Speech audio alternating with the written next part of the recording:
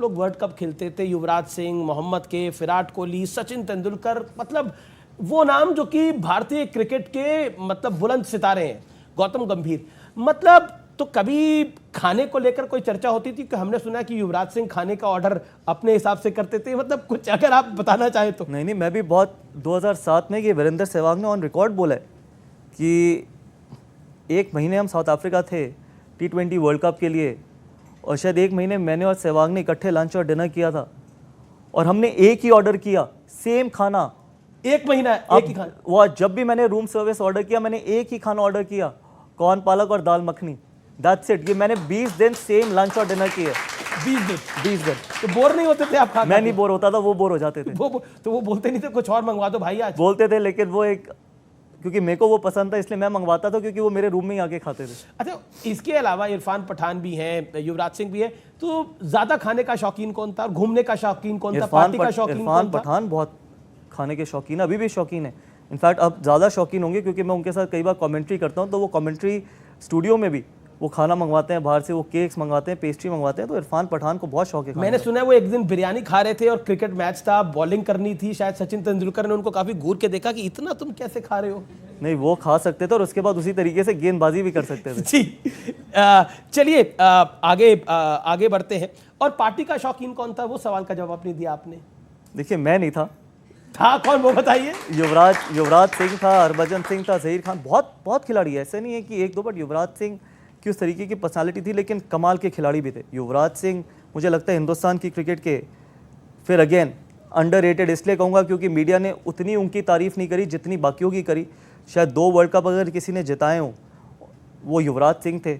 मुझे लगता है कि वाइट बॉल क्रिकेट के सबसे बेहतरीन बल्लेबाज हिंदुस्तान की हिस्ट्री में अगर कोई हुए हैं तो वो युवराज सिंह हुए। बहुत बड़ी बात आप कह रहे हैं।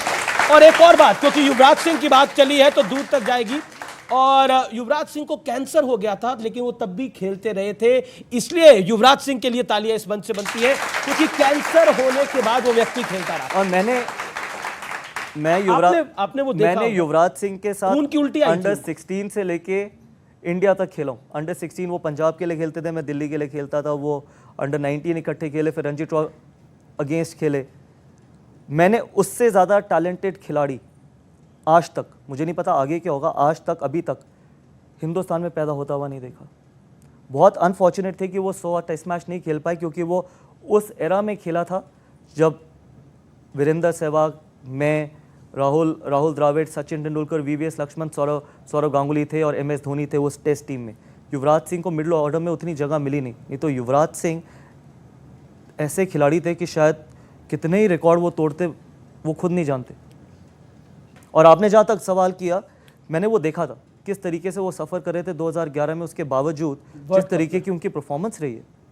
वो हमेशा ही कहते हैं कि मैंने वर्ल्ड कप जिताया, लेकिन मेरा मानना ये था कि हमारे को अगर वर्ल्ड कप तक फाइनल तक अगर कोई लेके आया, चाहे वो T20 वर्ल्ड कप हो या वो 2011 का वर्ल्ड कप हो, तो युवराज सिंह दोनों टूर्नामेंट में शायद मैन ऑफ द टूर्नामेंट थे वो, एग्जैक्टली मुझे पता नहीं। लेकिन फिर अनफॉर्चुनेट है कि हम बात करते हैं जब 2007 वर्ल्ड कप की तो किस युवराज सिंह का नाम नहीं लेते, हम 2011 की बात करते हैं वर्ल्ड कप की तो हम युवराज सिंह का नाम नहीं लेते। क्यों नहीं लेते? ये सिर्फ और सिर्फ मार्केटिंग, PR और सिर्फ एक इंडिविजुअल को बाकियों से बड़ा दिखाना और बाकियों को छोटा दिखाना। तो अंडररेटेड कोई नहीं होता, अंडररेटेड सिर्फ PR और बड़ा दिखाने का प्रयास होता है। ये आपको भी पता है जी, आपको पता ही है कि 2007 और 11 वर्ल्ड कप किसने जिताया। हम सब को बार बार ये बोला गया, कोई एक इंडिविजुअल ने नहीं जिताया, पूरी टीम ने जिताया और पूरी टीम ही जिताती है। कोई बड़ा टूर्नामेंट एक व्यक्ति नहीं जिता पाता। अगर जिता पाता तो आज भारत शायद 5 या 10 वर्ल्ड कप जीत चुका होता। एक बात तो ये भी कही जाती है, मैं आऊंगा इस विषय पर, कि 1983 में जो हम वर्ल्ड कप जीते उसमें कपिल देव और मोहिंदर अमरनाथ का बहुत बड़ा। कितने लोग बात करते हैं मोहिंदर अमरनाथ की, आप बताइए। नहीं, पर हम सब जानते हैं, आप जानते हैं। इनमें से एक भी व्यक्ति से पूछिए कि मोहिंदर अमरनाथ की आपने कितनी बार तस्वीर देखी है, मोहिंदर अमरनाथ जी की क्या परफॉर्मेंस थी वर्ल्ड कप फाइनल में। आपने सिर्फ कोई कुछ कहना चाहे ट्रॉफी उठाते हुए देखा है ना कपिल देव जी को जी, और सेमीफाइनल में man of the match Mohinder Amarnath ji थे, फाइनल में man of the match Mohinder Amarnath ji थे। आप में से किसी को पता है कि फाइनल में man of the match Mohinder Amarnath ji थे? ये प्रॉब्लम है, क्योंकि आज तक सिर्फ एक ही तस्वीर दिखाई जाती है 1983 की कि कपिल देव जी वो ट्रॉफी उठा रहे हैं। मोहिंदर अमरनाथ जी की भी दिखा दीजिए, दोनों सेमीफाइनल और फाइनल में मैन ऑफ द मैच थे। नहीं, आज इस माध्यम से हम तस्वीर भी दिखा रहे हैं मोहिंदर अमरनाथ और कपिल देव की। और मैं ऑन रिकॉर्ड कहना चाहता हूं, 1983 में कपिल देव और मोहिंदर नाथ थे, तो 2011 में सचिन तेंदुलकर और गौतम गंभीर थे और युवराज सिंह थे। नहीं, सब ये लोग थे, सब थे। आजकल कुछ क्रिकेटर्स विज्ञापन में पान मसाले की ऐड कर रहे हैं, पान मसाला बेच रहे हैं। इसमें सीनियर खिलाड़ी भी हैं, इसमें आपके साथ खेले हुए खिलाड़ी भी हैं। क्यों ऐसी आवश्यकता क्यों पड़ गई?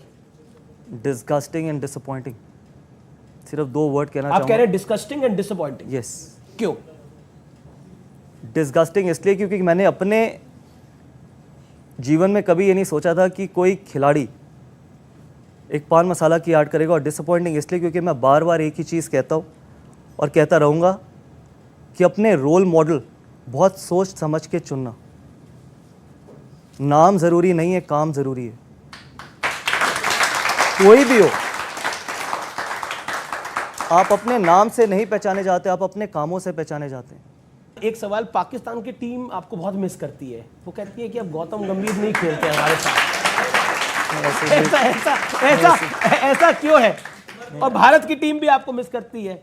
अभी इरफान पठान की हमने वो बाइट चलाई जिसमें उन्होंने बोला कि जब भी पाकिस्तान के खिलाफ मैच होता था, हम तो गौतम गंभीर को खुला छोड़ देते। ये झूठ है। मुझसे ज्यादा लड़ाई तो वो लड़ते थे, क्योंकि दिखाई मेरी लड़ाई जाती थी, क्योंकि टीआरपी ज्यादा मिलती थी।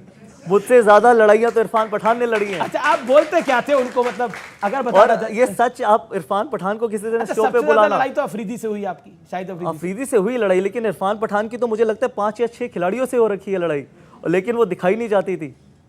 मेरी लड़ाइयां दिखाई जाती है, वही फर्क है सिर्फ। अच्छा, एक बात, आपको मतलब बोला जाता था कि पाकिस्तान के मैच में आप एंग्री मैन बन जाते हैं। नहीं, ऐसा कुछ नहीं है। मैंने इनफैक्ट मेरी शेन वॉटसन से भी लड़ाई हुई है। नहीं, वो पता है मुझे, शेन वॉटसन से भी। और इनफैक्ट शेन वॉटसन की लड़ाई के बाद तो मैं मैन ऑफ द सीरीज मैंने खोई थी अपनी।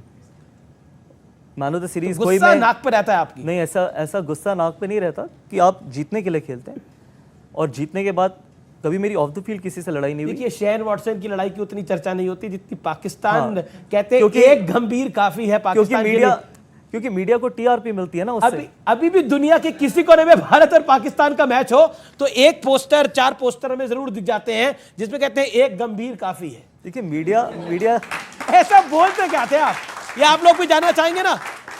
ये मीडिया को टीआरपी मिलती है और कोई कारण नहीं है। अब मैं बॉलीवुड और क्रिकेट पर आता हूं। हमने बॉलीवुड और क्रिकेट की बड़ी जोड़ी देखी है, मंसूर अली खान, शर्मिला टैगोर, हरभजन सिंह, गीता बसरा, विराट कोहली, अनुष्का शर्मा, केएल राहुल आज के युग में, और अथिया शेट्टी। इसको आप कैसे मानते हैं, और क्या आपका झुकाव कभी बॉलीवुड के साथ नहीं रहा? नहीं, मैं बहुत खुश हूँ अपनी ज़िंदगी में। और दूसरी चीज़ एक, देखिए, बहुत पर्सनल, अल्टीमेटली बहुत पर्सनल डिसीजंस हैं। और देखिए, जिन भी लोगों का आपने नाम लिया, सब खुश रहने चाहिए।